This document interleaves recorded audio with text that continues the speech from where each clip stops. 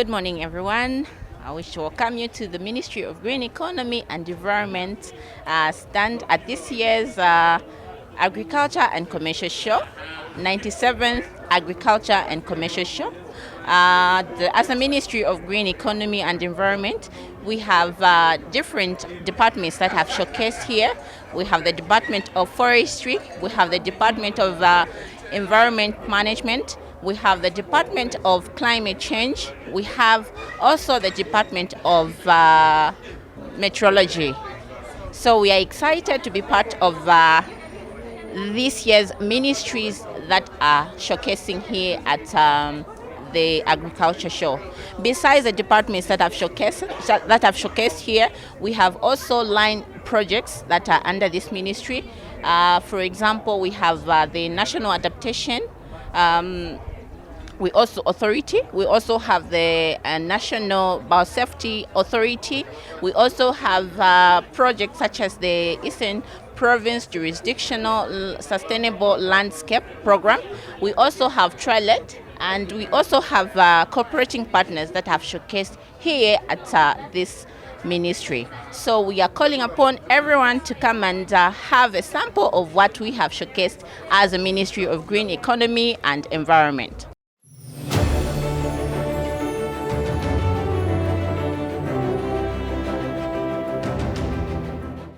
My name is Gilbert Tembo, representing True Environmental Protection Cooperative, which is based in Katete, Eastern Province. We are a beneficiary of Zambia Integrated Forest Landscape, formerly called ZFIL. Now it is called Eastern Province Jurisdiction Sustainable Program. What we do, we make charcoal briquettes from agricultural waste. Then we make these charcoal briquettes in line with this year's theme, which is adapting to climate change. We, as a beneficiary cooperative, we are able to sustain our livelihood in terms of job creation. We have created so far about 100 jobs, that is indirect, and also about 10 jobs which are direct. So what we are doing, we are trying to fight climate change by providing alternative energy sources, which is a charcoal briquette. So these charcoal briquettes that we make are 100% organic, in the sense that no tree is cut down. So these are made 100% using agricultural waste, which are maize cob, groundnut shells, and other agricultural waste.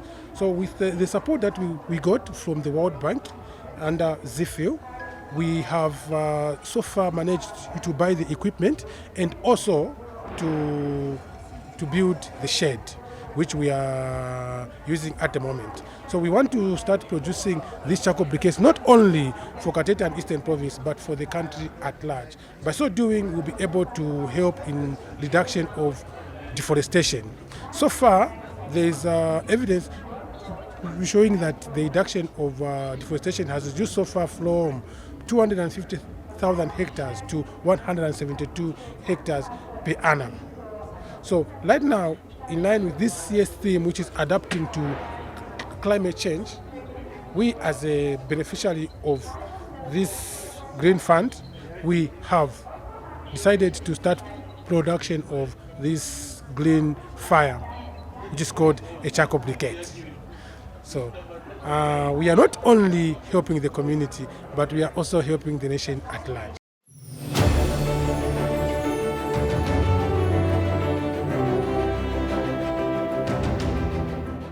My name is Sandra Lombe. I'm the Communications Officer for the National Biosafety Authority.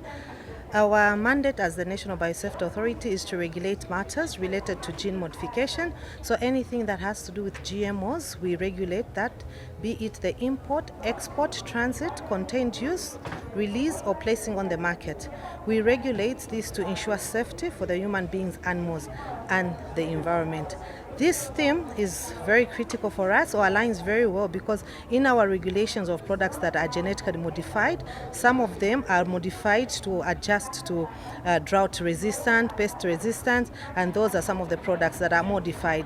So as such, in our regulation, we regulate those, and these are some of the products that you can see here that we regulate. These have been made from genetic modification. So we have a process before someone brings in these products into the country. There's the application process that one has to follow. For example, I'll show you. This is the permit application process that we have to follow. So someone has to apply, and then when they apply, we will check for completeness. Is this application complete? Are the details that are required in there? Then we will go to the next stage where we will ask them to advertise in two widely read newspapers. They will advertise because we need the public to know about the product that they want to bring in. So this is what we call public consultation, and it goes across the country. We want the public to comment on this application. So that period will take you about 30 days.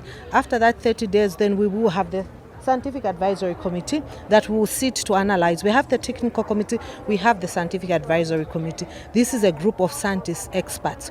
They'll look at each application depending whether it's a food product, whether it's a feed product, or whether it's a pharmaceutical product. And depending on their findings, they will recommend to the board. So afterwards, the board will make a decision whether to grant or reject that permit. So if you see this whole process, it will take you about 120 days. And as the authority, apart from just granting permits for products that may contain GMOs, we also grant the non-GMO certification. This non-GMO certification is for those that want to export products out of Zambia, and the country where the products are going, they require that non-GMO certification. So we do grant that certification. What we will do is we will come to your premises, we will personally sample, our officers will sample and subject your products to tests. And then when we find they are non-GMO, we will allow you to export them with that certification. And then we also have the transit permits. If you saw last year, we had a crisis, we would call it, in terms of our friends in neighboring countries. They needed food, and a lot of GMO products did transit the country. So we do also grant that authorization for someone to transit their product just passing through the country. We will allow you because we want you to adhere to certain conditions of transiting. So we do that as well. Apart from that, we do also give research permits. If someone wants to conduct a research activity involving a product of a GMO, we will grant that permits to them. So we have a number of research activities that are going on regarding the GMO. Yes. Apart from that, we also give you the placing on the market permit. Apart from the import permit that will be valid for about 5 years, we will give you a 6-month permit to place the products on the market. So that regularly we do check, is it the same products that you applied for that are on the market?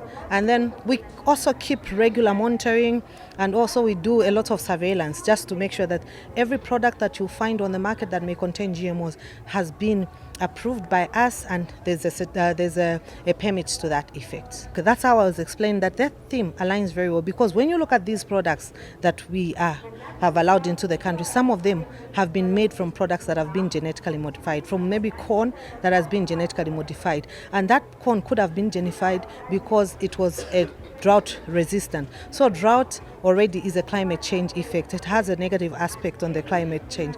We also, some of them have been genetically modified because of the pest aspect. So for us is to ensure that these, even as they coming out from their, to come and to do the final processing, these products are safe. Yes, for the human beings, animals, and the environment.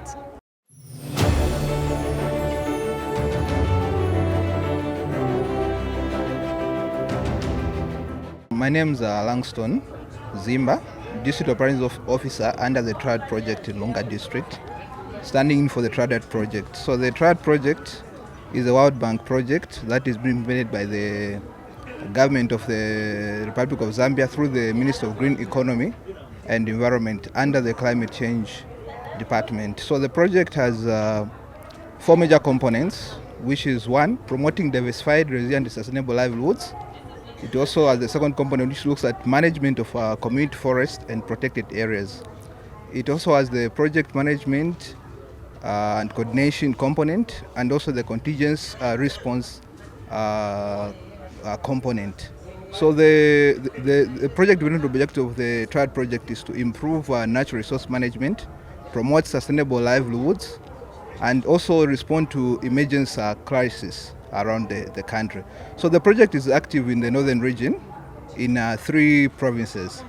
That is Luapula, Northern, Muchinga, and 1 district in Eastern Province, which was previously under Muchinga Province. So the project is well suited for the theme for this year, which is adapting to climate change. The project helps community groups in the northern region.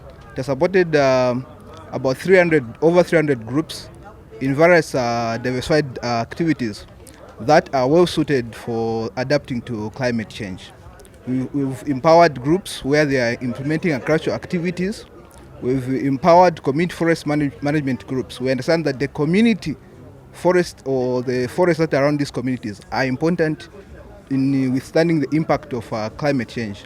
They are also important in helping the communities that are around these community forest management areas to adapt to the impact of climate change.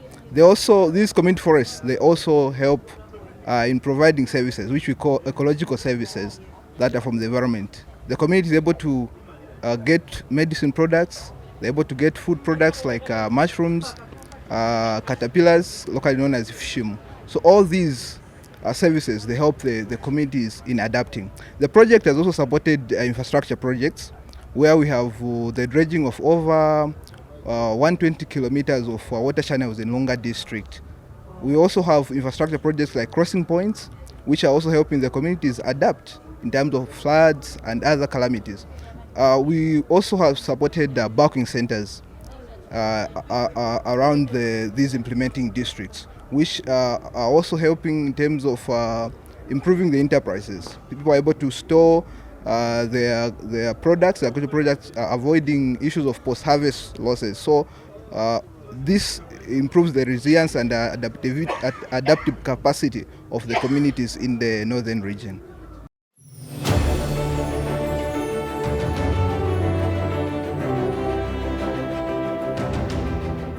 My name is Godfrey.